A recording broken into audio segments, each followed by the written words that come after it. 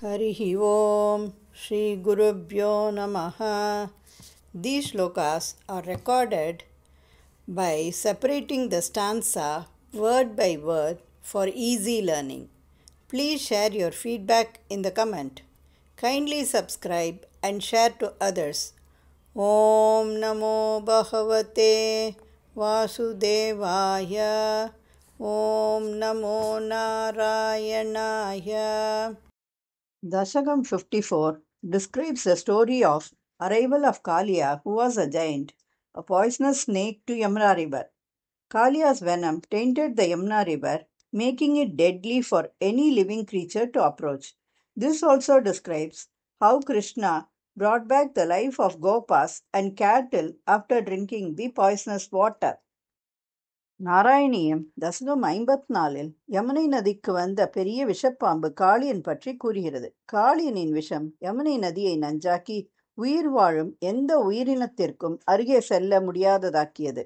இதில் நஞ்சான நீரை பருகிய பின்னர் கோபர்களும் மாடுகளும் உயிரிழந்த நிலையில் கிருஷ்ணர் அவர்களை மீட்ட சம்பவமும் கூறப்பட்டுள்ளது. Simple meaning of Dashakam 54 Sloka 1.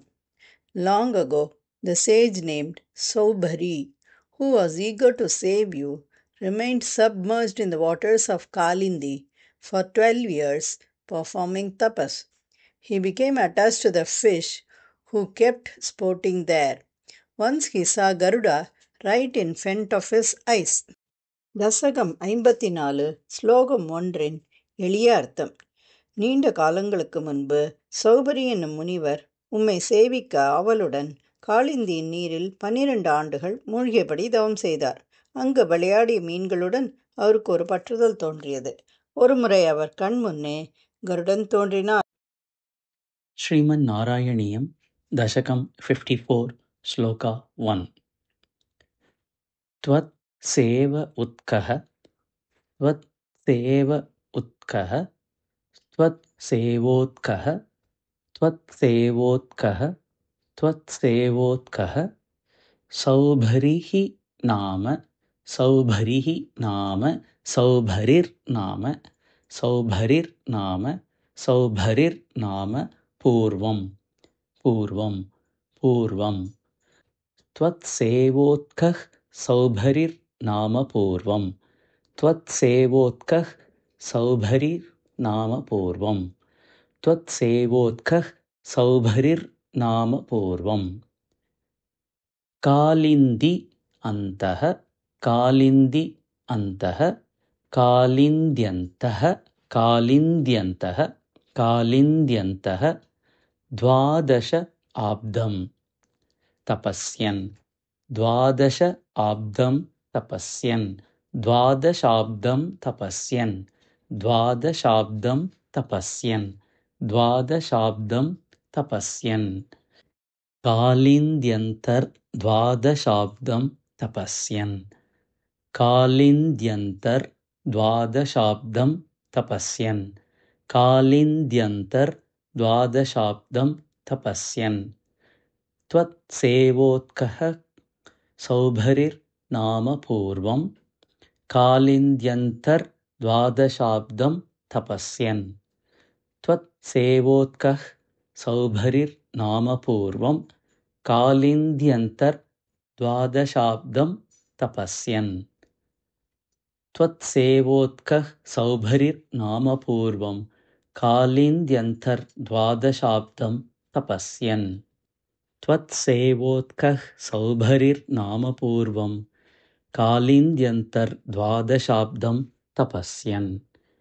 மீனவ்ராதே மீனவ்ராதே மீனவ்ராதே ஸ்நேகவான் போகலோலே ஸ்நேகவான் போகலோலே ஸ்நேகவான் போகலோலே மீனவ்ராதே ஸ்நேகவான் போகலோகே மீனவ்ராதே ஸ்நேகவான் போகலோலே மீனவ்ராதே ஸ்நேகவான் போகலோலே.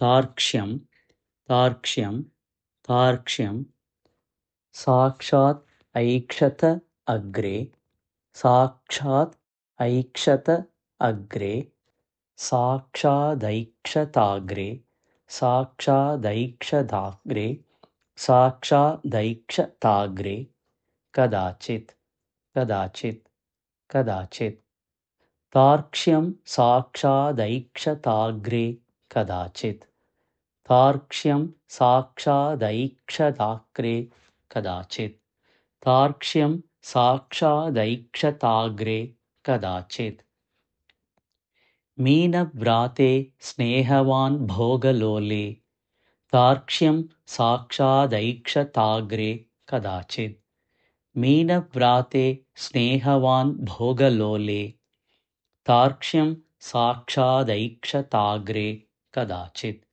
मीनव्राते स्नेहवान् भोगलोले तार्क्ष्यं साक्षादैक्षताग्रे कदाचित् त्वत्सेवोत्कः सौभरिर्नामपूर्वं कालिन्द्यन्तर्द्वादशाब्दं तपस्यन् मीनव्राते स्नेहवान् भोगलोले तार्क्ष्यं साक्षादैक्षताग्रे कदाचित् त्वत्सेवोत्कः सौभरिर्नामपूर्वं कालिन्द्यन्तर्द्वादशाब्दं तपस्यन् मीनव्राते स्नेहवान् भोगलोले तार्क्ष्यं साक्षादैक्षताग्रे कदाचित् त्वत्सेवोत्कः सौभरिर्नामपूर्वं कालिन्द्यन्तर्द्वादशाब्दं तपस्यन् मीनव्राते स्नेहवान् भोगलोले तार्क्ष्यं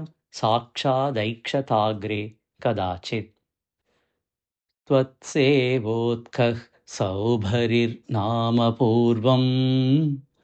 कालिन्द्यन्तर्द्वादशाब्दं तपस्यन् मीनव्राते स्नेहवान् भोगलोले तार्क्ष्यं साक्षादैक्षताग्रे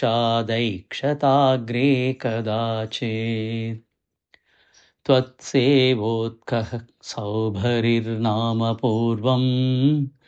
कालिन्द्यन्तर्द्वादशाब्दं तपस्यन् मीनव्राते स्नेहवान् भोगलोले तार्क्ष्यं साक्षादैक्षताग्रे कदाचित् त्वत्सेवोत्कः सौभरिर्नामपूर्वं कालिन्द्यन्तर्द्वादशाब्दं तपस्यन् मीनव्राते स्नेहवान् भोगलोले तार्क्ष्यं साक्षादैक्षताग्रे कदाचित्